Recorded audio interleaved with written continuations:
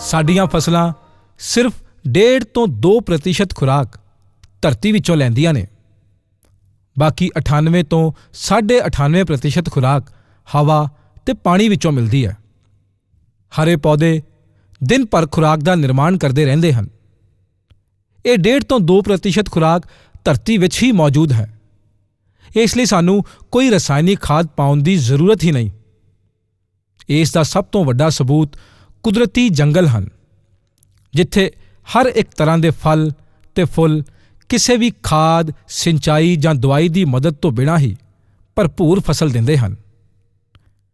ਭੂਮੀ ਵਿੱਚ ਲੋੜੀਂਦੇ ਤੱਤਾਂ ਦੇ ਭੰਡਾਰ ਹਨ, ਪਰ ਕਿਉਂਕਿ ਪੌਦੇ ਦੀਆਂ ਜੜ੍ਹਾਂ ਉਸ ਦੀ ਸਿੱਧੀ ਵਰਤੋਂ ਨਹੀਂ ਕਰ ਸਕਦੀਆਂ, ਜੜ੍ਹਾਂ ਲਈ ਇਹਨਾਂ ਨਾ ਵਰਤਣਯੋਗ ਤੱਤਾਂ ਨੂੰ ਵਰਤਣਯੋਗ ਬਣਾਉਣ ਦਾ ਕੰਮ ਧਰਤੀ ਵਿੱਚ ਪਾਏ ਜਾਂਦੇ ਅਣਗਿਣਤ ਪ੍ਰਕਾਰ ਦੇ ਜੀਵ ਜੰਤੂ ਕਰਦੇ ਹਨ।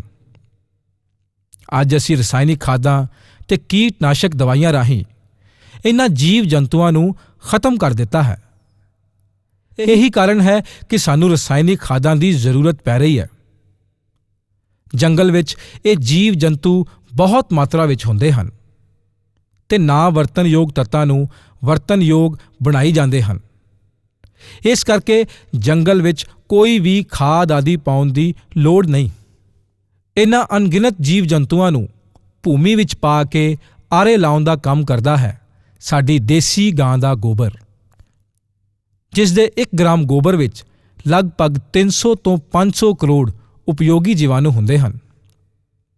ਗੋਬਰ ਜਿੰਨਾ ਤਾਜ਼ਾ ਹੋਵੇ ਓਨਾ ਹੀ ਚੰਗਾ, ਤੇ ਮੂਤਰ ਜਿੰਨਾ ਪੁਰਾਣਾ ਹੋਵੇ ਬਿਹਤਰ ਹੈ। 30 ਏਕੜ ਜ਼ਮੀਨ ਲਈ 1 ਗਾਂ ਦਾ ਗੋਬਰ ਅਤੇ ਮੂਤਰ ਕਾਫੀ ਹੁੰਦਾ ਹੈ। 1 ਗਾਂ ਦੇ ਹੁੰਦਿਆਂ ਤੁਹਾਨੂੰ ਰਸਾਇਣਿਕ ਖਾਦ ਜਾਂ ਜੈਵਿਕ ਖਾਦ ਵਰਤਣ ਦੀ ਕੋਈ ਲੋੜ ਨਹੀਂ। ਕੁਦਰਤੀ ਖੇਤੀ 4 ਪਹੀਆਂ ਉੱਪਰ ਖੜੀ ਹੈ।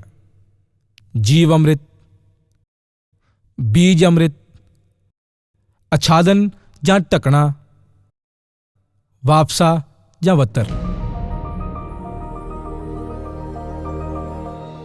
ਕਿਸਾਨ ਵੀਰਾਂ ਦੀ ਜਾਣਕਾਰੀ ਵਾਸਤੇ ਮੈਂ ਦੱਸਣਾ ਚਾਹਾਂਗਾ ਕਿ ਜਿਹੜੀ ਅਸੀਂ ਖੇਤ ਦੀ ਉਪਜਾਊ ਸ਼ਕਤੀ ਬਣਾਈ ਰੱਖਣ ਵਾਸਤੇ ਗੋਬਰ ਦੀ ਖਾਦ ਕਈ ਟਰਾਲੀਆਂ ਕਈ ਗੱਡੇ ਆਪਣੇ ਖੇਤਾਂ ਦੇ ਵਿੱਚ ਵਰਤਦੇ ਹਾਂ। ਪਿਛਲੇ 2 ਸਾਲ ਪਹਿਲਾਂ ਸਾਡੇ ਪਾਸ ਮਹਾਰਾਸ਼ਟਰ ਤੋਂ ਸੁਭਾਸ਼ ਪਾਲਕਰ ਜੀ ਆਏ ਸੀਗੇ, ਅਮਰਿੰਦਰ ਦੱਤ ਜੀ ਰਾਹੀਂ।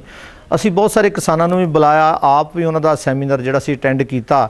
ਉਹਨਾਂ ਨੇ ਸਾਨੂੰ ਵਿਧੀ ਦੱਸੀ ਕਿ ਇੱਕ ਦੇਸੀ ਗਾਂ, ਸ਼ਾਹੀਵਾਲ ਗਾਂ, ਥਾਰ ਪਾਰਕਰ, ਜਿਹੜੀਆਂ ਸਾਡੀਆਂ ਦੇਸੀ ਵੈਰਾਈਟੀ ਗਾਵਾਂ ਦੀਆਂ, ਉਹਦਾ 10 kg ਗੋਬਰ, 10 kg ਪਿਸ਼ਾਬ, ਉਹਦੇ ਵਿੱਚ ਅਸੀਂ 2 ਕਿਲੋ ਦਫਾੜ ਦਾਲਾਂ ਦਾ ਆਟਾ, 2 ਕਿਲੋ ਅਸੀਂ ਗੁੜ ਔਰ ਖੇਤ ਦੇ ਬੰਨੇ ਦੀ 1 ਮੁੱਠ ਮਿੱਟੀ ਲੈ ਕੇ ਇਹਨੂੰ ਅਸੀਂ 48 ਤੋਂ 72 ਘੰਟੇ ਛਾਵੇਂ ਮਿਕਸ ਕਰਕੇ ਦਿਹਾੜੀ ਦੇ ਵਿੱਚ ਅਸੀਂ 1 ਦਿਨ ਦੇ ਵਿੱਚ ਯਾਨੀ 2 ਵਾਰ ਉਹਨੂੰ ਕਿਸੇ ਡੰਡੇ ਦੇ ਨਾਲ ਹਿਲਾ ਦਈਏ, ਕਿਉਂਕਿ ਉਹਦੇ ਵਿੱਚ ਆਕਸੀਜਨ ਵੀ ਮਿਕਸ ਹੋਵੇ।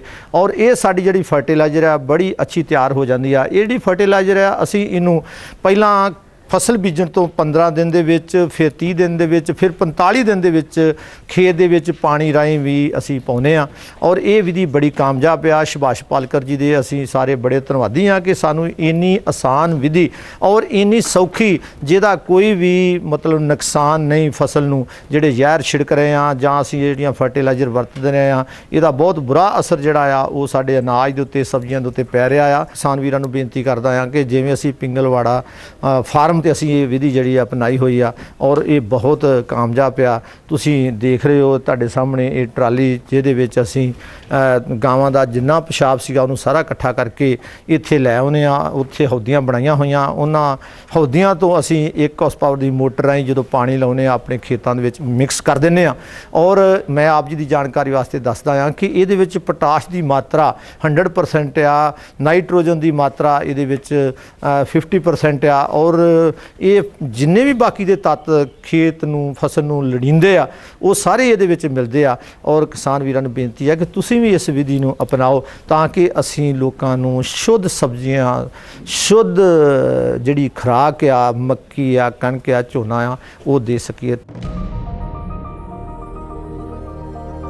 ਜੀਵ ਅੰਮ੍ਰਿਤ ਵਿਧੀ ਦੀ ਵਰਤੋਂ ਤੋਂ ਬਾਅਦ ਗੋਬਰ ਖਾਦ ਦੀ ਜ਼ਿਆਦਾ ਲੋੜ ਨਹੀਂ ਰਹਿੰਦੀ, ਕਿਉਂਕਿ ਸਾਰੇ ਲੋੜੀਂਦੇ ਤੱਤ ਜੀਵ ਅੰਮ੍ਰਿਤ ਵਿੱਚੋਂ ਉਚਿਤ ਮਾਤਰਾ ਵਿੱਚ ਮਿਲ ਜਾਂਦੇ ਹਨ।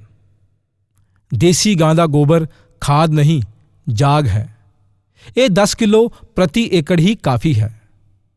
ਤੁਸੀਂ ਗੋਬਰ ਖਾਦ ਵਿੱਚ ਥੋੜ੍ਹਾ ਬੀਜ ਅੰਮ੍ਰਿਤ ਪਾ ਕੇ ਗਾੜੇ ਰੂਪ ਵਿੱਚ ਹੀ ਬਿਜਾਈ ਦੇ ਨਾਲ ਪਾ ਸਕਦੇ ਹੋ। ਜਿਹੜਾ ਕੀੜੇ ਮਾਰ ਦਵਾਈਆਂ ਲੋਕ ਛਿੜਕਦੇ ਨੇ, ਕਿਸਾਨ ਵੀਰ ਛਿੜਕਦੇ ਆ, ਉਹਨਾਂ ਦਾ ਵੀ ਬਦਲ ਸਾਨੂੰ ਉਹਨਾਂ ਦੱਸਿਆ ਕਿ ਤੁਸੀਂ ਉਹਦੇ ਵਿੱਚ ਗਾਂ ਦਾ ਪਿਸ਼ਾਬ, ਗਾਂ ਦਾ ਗੋਬਰ ਔਰ ਉਹਦੇ ਵਿੱਚ ਤੁਸੀਂ ਹਰੀ ਮਿਰਚ 2 kg ਔਰ ਉਹਦੇ ਵਿੱਚ ਤੁਸੀਂ 1.5 kg ਲਸਣ ਔਰ 5 ਕਿਲੋ ਨਿੰਮ ਦੇ ਪੱਤੇ, ਇਹਨਾਂ ਨੂੰ ਥੋੜ੍ਹਾ ਜਿਹਾ ਕੁੱਟ ਕੇ ਪਾਣੀ ਦੇ ਵਿੱਚ 2 ਉਬਾਲੇ ਦਵਾ ਕੇ 2 ਉਬਾਲਿਆਂ ਤੋਂ ਬਾਅਦ ਤੁਸੀਂ ਇਹ ਠੰਡਾ ਕਰਕੇ ਖੇਤ ਦੇ ਵਿੱਚ ਇਹਦਾ ਜਿਹੜਾ ਸਪਰੇਅ ਆ ਉਹਦੇ ਵਿੱਚ ਤੁਸੀਂ 100-120 ਲੀਟਰ ਪਾਣੀ ਮਿਲਾ ਕੇ ਸਪਰੇਅ ਕਰੋ। ਉਹ ਜਿਹੜੇ ਕੀੜੇ ਨੇ ਜਿਹੜੇ ਸਬਜ਼ੀ ਨੂੰ ਖਾਂਦੇ ਆ, ਉਹ ਕੀੜੇ ਜਿਹੜੇ ਆ ਉਹ ਖੇਤ ਦੇ ਵਿੱਚ ਨਹੀਂ ਰਹਿਣਗੇ। ਔਰ ਇਹ ਵਿਧੀ ਅਸੀਂ ਪਿਛਲੇ ਸਮੇਂ 'ਚ ਅਪਣਾਈ ਆ। ਬਿਜਾਈ ਕਰਨ ਤੋਂ ਪਹਿਲਾਂ ਬੀਜਾਂ ਨੂੰ ਸੋਧਣਾ ਜ਼ਰੂਰੀ ਹੈ। ਬੀਜ ਅੰਮ੍ਰਿਤ ਬਣਾਉਣ ਲਈ ਦੇਸੀ ਗਾਂ ਦਾ ਗੋਬਰ 5 ਕਿਲੋ, ਗਊ ਮੂਤਰ 5 ਲੀਟਰ, ਚੂਨਾ ਜਾਂ ਕਲੀ 250 ਗ੍ਰਾਮ ਅਤੇ ਪਾਣੀ 20 ਲੀਟਰ। ਇਹਨਾਂ ਚੀਜ਼ਾਂ ਨੂੰ ਘੋਲ ਕੇ 24 ਘੰਟੇ ਰੱਖੋ ਤੇ ਦਿਨ ਵਿੱਚ 2 ਵਾਰ ਲੱਕੜੀ ਨਾਲ ਹਿਲਾਓ। ਬੀਜਾਂ ਨੂੰ ਇਸ ਘੋਲ ਵਿੱਚ ਪਾ ਕੇ ਸੋਧੋ ਤੇ ਫਿਰ ਛਾਂ ਵਿੱਚ ਸੁਕਾ ਲਓ।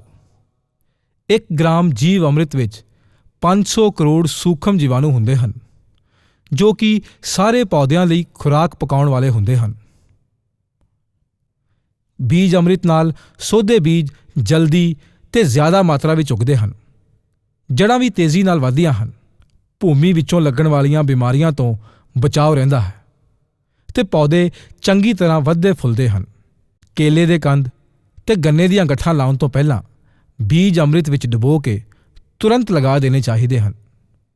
ਜੇਕਰ ਜੀਰੀ, ਪਿਆਜ਼, ਬੈਂਗਣ, ਟਮਾਟਰ ਆਦਿ ਦੀ ਪਨੀਰੀ ਲਗਾਉਣੀ ਹੈ ਤਾਂ ਉਹਨਾਂ ਦੀਆਂ ਜੜ੍ਹਾਂ ਬੀਜ ਅੰਮ੍ਰਿਤ ਵਿੱਚ ਡੁਬੋ ਕੇ ਲਗਾ ਦਿਓ।